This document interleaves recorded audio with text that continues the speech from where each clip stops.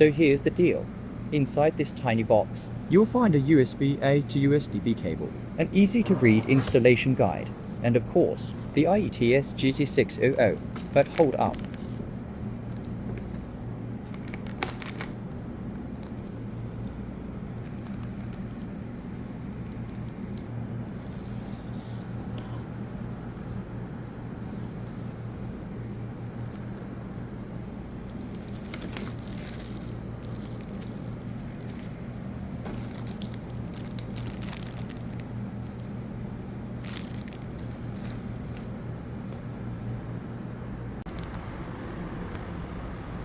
Let me show you all the amazing lighting options this thing has. These lights are just so bright and flashy, you know. I can't get enough of them.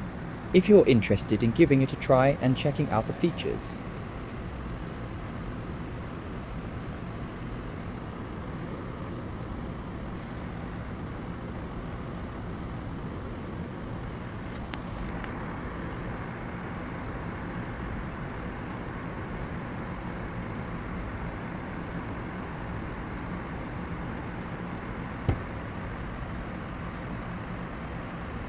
Just drop me a line in the comments letting me know.